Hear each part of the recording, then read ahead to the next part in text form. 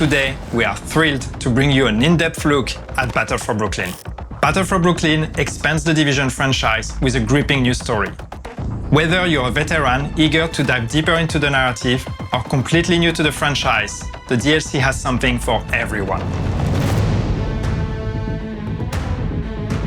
For the first time, players can explore post-pandemic New York in the fall, navigating iconic Brooklyn neighborhoods. You can tackle the new challenges solo or in co-op, making this DLC exciting for everyone. Let's take a look at what awaits agents in Brooklyn. Battle for Brooklyn is set in the faithfully recreated Brooklyn neighborhoods of Brooklyn Heights and Dumbo, including some familiar areas for the Division 1 players, as well as some new areas never explored in the franchise. Main missions take place off-site to allow for a greater bespoke story experience on your first playthrough. And the traditional side missions are replaced by replayable missions you can access from the open world. To experience everything that Battle for Brooklyn has to offer, it will take approximately 6 to 10 hours, especially if you want to discover all the activities we have prepared for you, including 4 control points, 12 living world activities, 10 bounty locations, 8 hunter readers, and a new set of collectible bounties. We're going back to Brooklyn because sometimes you need to go back to where you started to see how far you've come. A lot's happened in Brooklyn since the prologue of Division 1. People have moved over, trying to escape the chaos of Manhattan, and they're looking to build a new life, make a change.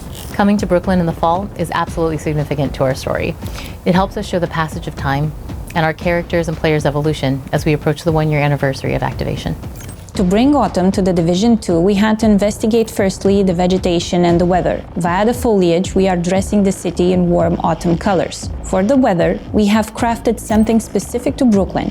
We went for a mix of warm weather with cold and light, and of course, something moodier to try to capture the autumnal contrasts. For Washington Street, the iconic starting area in the Division 1 overlooking Manhattan Bridge, we wanted it to still feel familiar to the players, but also really show at a glance how time has passed and hint to what might have happened in the meantime.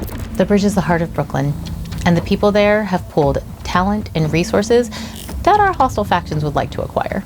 There, you'll be tasked with protecting the people who built the settlement. Some of the characters you'll meet at the bridge throughout the campaign are familiar faces like Theo Parnell and Dr. Candle, and a brand new face that we've really only heard her voice, Agent Hoskins. When taking Candle from Division 1 to Division 2, we wanted to show that some time has passed. She's still wearing her same old ID badge, but it's now more worn and has some wear to it. And my colleague Marie's ID badge here at Massive actually proved as a perfect reference for this because it has seen some better days. When designing Melanie Hoskins, we wanted to make sure that you can recognize some of her backstory and her character design. So we gave her a very cute bracelet that says Mom that she wears that were made by her 4-year-old son Freddie. And throughout Brooklyn, we've hidden all these character backstories in their character designs. The settlement evolves throughout the campaign in multiple stages. What we wanted to capture here is the feeling of community coming together, building and protecting themselves. Brooklyn was hit by the hurricane alongside Manhattan, only here things happened a bit differently. For some areas, the people in Brooklyn have come together to protect the shoreline from the hurricane, so its impact on the city has not been the same as in Manhattan. Moreover, the community has also started cleaning up after the storm.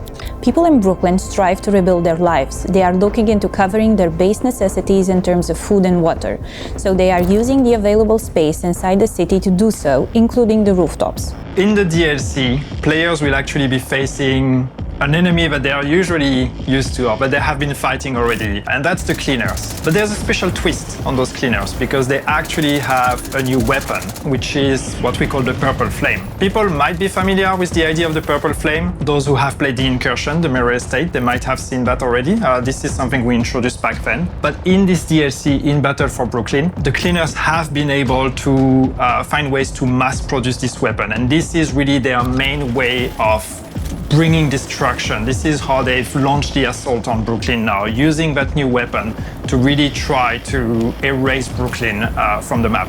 So as an agent, you have to go there, not just face the cleaners as you know them, but face the cleaners with that extra level of threat and of danger because of the Purple Flame. In-game, what this means, basically, is there is a new effect that is added to the usual fire effect you would get from the cleaners. Every time you face a cleaner that uses Purple Flame, you're not only going to be set on fire, but we're also adding a corrosion effect. And this corrosion, what it does is it's basically reducing your max armor. So the longer you engage in a fight against cleaners with Purple Flame, the lower your armor gets. And even if you use armor kits, even if you try to heal, you're only gonna be able to go as high as what your new maximum is. And that maximum keeps decreasing the longer you fight them. And of course, this is part of our story. This is part of why the cleaners are coming to Brooklyn, or why you need to go there and stop them, because it's an unusual threat. It's something that even the civilians in Brooklyn are not used to. We're going to have to find out how did they produce it, where are they producing it, and how did they get all the supplies they need to actually be able to mass produce this new weapon. No Division story would be complete without the hunters. In Brooklyn, we have 8 new riddles and 8 masks that you can unlock, if you're willing to take on the challenge. For the Brooklyn Hunters, we wanted their uniforms to actually match their mask designs a bit more than they usually do, and that will also echo into the game design of the puzzles that unlocks them. We wanted to create a cohesive theme while maintaining the amazing classic hunter look. Control points are a big part of the open world. With Brooklyn, we've taken them one step further. Based on faction ownership, players can expect a different challenge every time they encounter the same control points. Each hostile faction has its own unique ingredients. The cleaners have the Purple Flame, while the Rikers also have some surprises up their sleeve. Players can expect to encounter those new ingredients in every control point in Brooklyn. For players wanting a bigger challenge, increasing the global difficulty will also have an impact on the amount of ingredients that they encounter in the control points. Smart Cover returns in Battle for Brooklyn as a reimagined skill for PvE and PvP. Using the Smart Cover will reinforce cover, grant buffs to offense and defense, and enhance pulse resistance for all allies. Players can choose between 2 variants, the Precision Smart Cover and the Fortified Smart Cover. Both variants have some stats tuned differently for PvP. In the DLC, we have a new exotic mask called the Catalyst, and it's actually perfect against the cleaners as it gives bonus for dealing and receiving status effect damage. So while burning, you can maintain ADS without disruption. When doing the effect for the Catalyst, we wanted to invoke the feeling of a dying fire. So when you move, the air stokes the fires, causing the mask to flare up more and more the faster you go. But when you stop, the fire slowly dies and only smoke remains. Battle for Brooklyn launches on May 27, 2025. The DLC will be available on PC, Xbox, and PlayStation. For those of you who already own The Division 2, Battle for Brooklyn will be available as a standalone product for €14.99. The Battle for Brooklyn Deluxe DLC will also be available, including exclusive cosmetics. You can visit Ubisoft Store to see the options and wishlist the DLC. If you have friends who don't own the game yet, let them know that the DLC will also be available for new players in our new Gold Edition and Ultimate Edition, giving them immediate access to the main game, Warlords of New York expansion, and the Battle for Brooklyn DLC in May.